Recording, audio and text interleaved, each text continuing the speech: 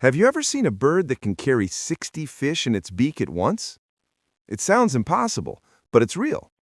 And the bird that does it isn't a pelican or a gull. It's a puffin, the little clown of the sea, built to master both wind and water. For most of the year, puffins vanish into the open Atlantic, from Maine and Newfoundland to Iceland and Norway, living alone among gray swells and storm light. They sleep floating on the water, drink salt filtered by special glands, and fly low over waves for miles without ever touching land. Then spring arrives, and instinct pulls them home.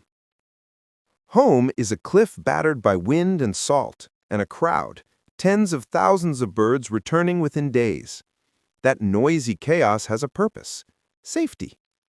High ledges keep foxes and rats away.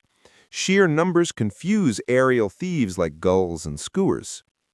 When a predator dives, the air erupts with wings. In the blur, a single target disappears.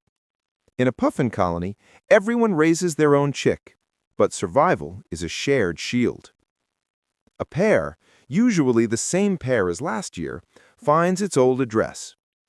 Puffins are faithful like that. They come back to the same patch of cliff, often the same burrow. With beaks and strong orange feet, they clear and deepen their tunnel, a narrow hallway in turf and soil, sometimes 6 feet long, ending in a dry, feather-lined chamber.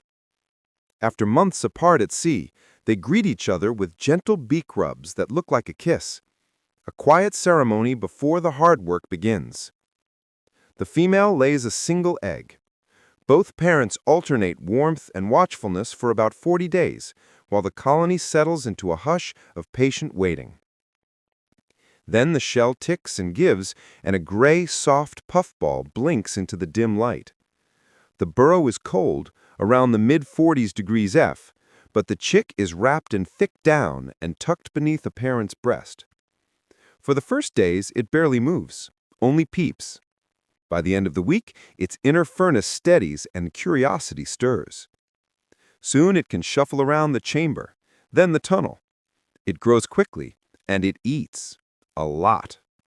That appetite turns the parents into tireless commuters. Now the ocean becomes a workplace. Puffins dive like winged torpedoes, flapping underwater and steering with their webbed feet.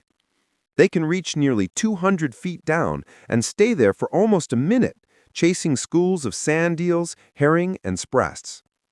And their famous beak? It's not just decoration, it's engineering. Tiny ridges inside let them clamp one fish to the roof of the mouth while grabbing the next until a neat silver stack lines the bill, sometimes dozens at once. Trip after trip, mile after mile, they bring the sea home to the darkness of the burrow. As weeks pass, the chick changes from fluff to sleek, from wobble to strength. Around the 4th week, it dares the threshold, edging toward the round, bright mouth of the tunnel, then at the faintest shadow, sprinting back into safety. This dance repeats for days. Outside, the ledge is wind and light and wide sky. Inside, warmth and the rhythm of returning footsteps.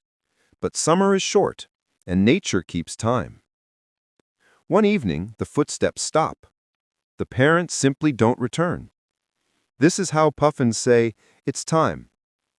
Without the constant deliveries, hunger sharpens instinct. The chick grows lighter. The new feathers sit tighter. The tunnel mouth pulls like a tide. It waits for darkness. Puffins trust the night. The moon lifts, the colony quiets. The young bird steps out for the first time. If the nest lies above a sheer drop, the chick shuffles to the edge and leaps, falling into the black-silver water below and discovering that it can swim without a single lesson. If the colony spreads across a flat headland, the journey is harder, a long walk over grass and rock toward the surf, a precarious task for a bird that has never seen the world. And lately, bright town lights near the coast have been luring chicks the wrong way, away from the sea. In some places, volunteers now patrol the streets on Puffling nights, gently gathering the lost and launching them into the dark, safe water. By dawn, the ledges are thinner, the voices fewer. The young puffin will not see its parents again. It slips into a life of solitude, learning the ocean by doing, swimming, diving, vanishing into swells. For 2 or 3 years, it will live entirely at sea, and most won't form pairs until 4, 5, even 6 years of age. Then spring will pull it back across miles of water to the same kind of cliff, to carve a new tunnel in the turf, to find a partner, to begin again. 1 egg, 1 chick, 1 leap into the sea. But this ancient rhythm has grown fragile.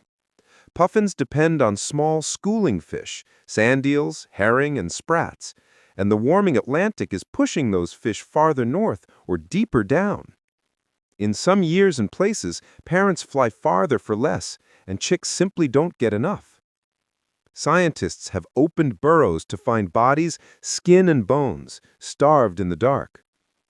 Overfishing adds another weight to the scale. There is hope, though. In the UK, a ban on industrial sand eel fishing aims to leave more food in the water, a lifeline for seabirds. And every time a rescued puffling finds the surf instead of a street lamp, the circle holds.